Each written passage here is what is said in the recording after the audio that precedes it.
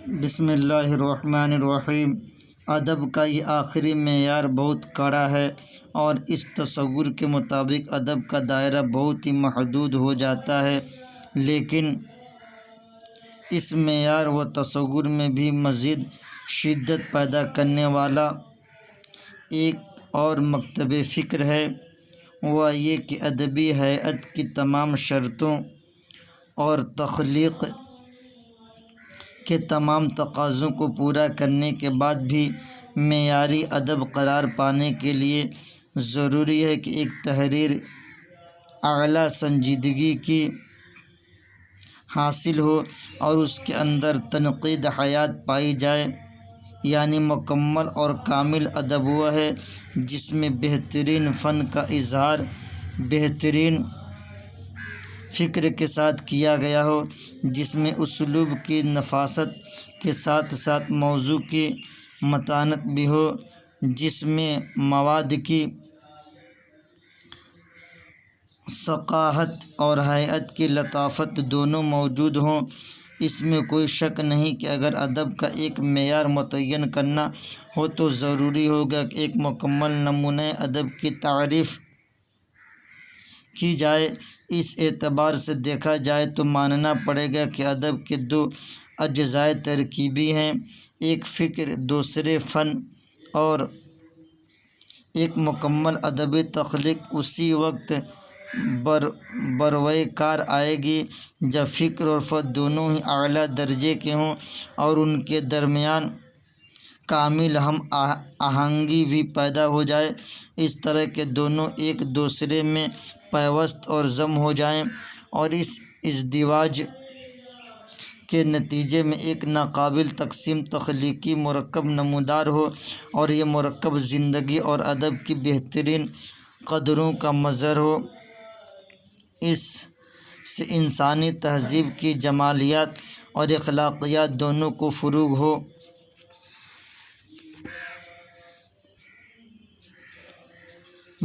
سوال یہ پیدا ہوتا ہے کہ کیا اس معیار پر پوری اترنے والی تحریر ہی ادب ہے اور اس سے کم تر جو کچھ ہے وہ ادب نہیں ہے؟ میرا خیال ہے کہ ایسا سمجھنا صحیح نہ ہوگا۔ زندگی کے کسی بھی کام کا معیار اس کے کمال کو ظاہر کرتا ہے، جبکہ دنیا کی ہر چیز درجہ کمال پر نہیں ہوتی، بلکہ اس درجے سے نیچے بھی چیزوں کا وجود ہوتا ہے جس سے انکار کرنا حقیقت کے خلاف ہوگا۔ لہٰذا معیار کمال کی نشاندہی کرتے ہوئے بھی وجود کی پہچان بالکل ضروری ہے۔ سب سے پہلی چیز کسی ہستی کی بنیادی تعریف ہے، اس کے بعد اس کی تکمیل کا سوال پیدا ہوتا ہے۔ اس سلسلے میں سب سے پہلا کام ادب کی نوعیت کا سراغ لگانا ہے، اس کے بعد اس کی قدر و قیمت متعین کرنے کی نوبت آئے گی۔ ادب کی پہچان کے بعد اس کی پرکھ ہو سکے گی۔ جب تک ادب کے عناصر معلوم ہوں اس کے اوصاف کا پتہ نہیں لگایا جا سکتا۔ اس اعتبار سے دیکھا جائے تو ادب کو صرف دو حصوں میں تقسیم کرنے کی ضرورت ہوگی، ایک عام ادب اور دوسرے خاص ادب۔ عام ادب کے ذیل میں ہر وہ تحریر آ جائے گی جس کے اندر ادبیت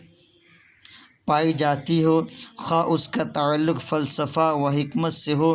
یا سیاست و معیشت اور دینیات و اخلاقیات سے، جبکہ خاص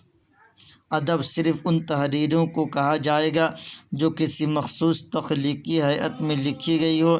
جیسے ناول، افسانہ، شاعری اور ڈرامہ کی صنفیں۔ اس طرح کہہ سکتے ہیں کہ عام ادب ایک علمی چیز ہے جبکہ خاص ادب ایک فنی چیز ہے۔ اب جہاں تک علمی ادب کا تعلق ہے، اس کی صرف ایک پہچان ہے، وہ یہ کہ اس کے اسلوب بیان میں ادبیت پائی جاتی ہو، اس کے طرز اظہار میں محاورات، امثال، تشبیہات و استعارات اور تلمیحات و کنایات کی چاشنی ہو۔ مختصر یہ کہ ایک اچھی طرح لکھی ہوئی، دلچسپ اور خیال انگیز مؤثر اور دل نشیں نثر ہو۔ دوسری طرف فنی ادب کی پہچان بس یہ ہوگی کہ فن کی جس صنف میں اس کی تخلیق کی گئی ہے اس کی مقررہ ہیئت کے مسلمہ اصول و قواعد کی پابندی اس میں بنیادی طور سے کی گئی ہو، خواہ اس پابندی کے علاوہ اس میں جدت و انفرادیت کا کوئی نشان نہ ہو، اور خواہ ایک انفرادی اجتہاد کے ذریعے قائم شدہ روایت کی توسیع و تجدید کا کتنا ہی سامان کیا گیا ہو۔ ادب کی شکل میں پائی جانے والی اور فنی ضوابط پر پوری طرح اترنے والی ہر چیز بہرحال ادب ہے۔ تنقید کی کسوٹی پر پرکھنے کے بعد ہم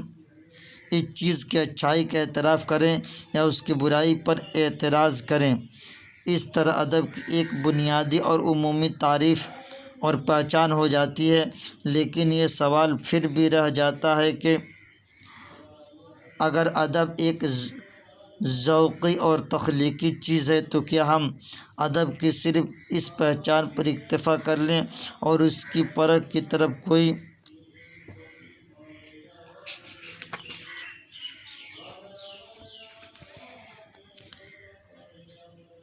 توجہ نہ دیں؟ یہ سوال بہت اہم ہے، اس لیے کہ پرکھنے والوں سے صرف ادب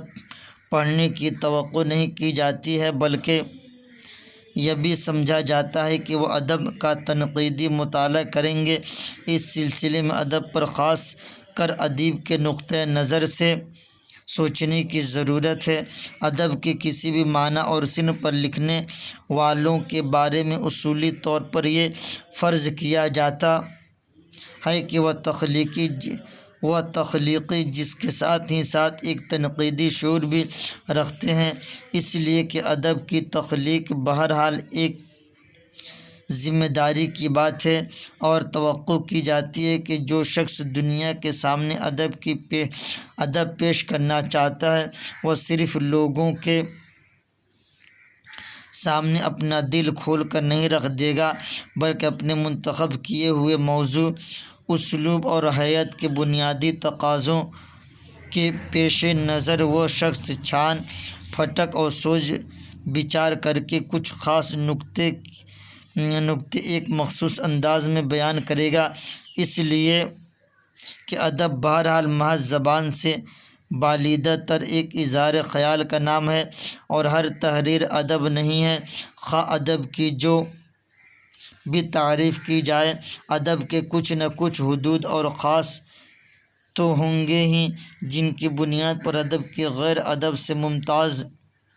کیا جا سکے گا۔ لہٰذا ضروری ہوگا کہ جو چیز غور و فکر سے لکھی گئی ہے اسے غور و فکر سے پڑھا اور سمجھا بھی جائے۔ اس طرح ادب کی پہچان کے ساتھ ساتھ پرکھ بھی کچھ نہ کچھ کرنی ہی پڑے گی، اور جب پرکھی ہوئی پہچان کا معاملہ ہوگا تو ہمیں غیر معیاری اور سطحی چیزوں سے صرف نظر کر کے معیاری اور عمدہ چیزوں کی قدر شناسی کرنی ہی پڑے گی تاکہ ادب کا معیار لکھنے اور پڑھنے والوں کے درمیان بہرحال قائم رہے۔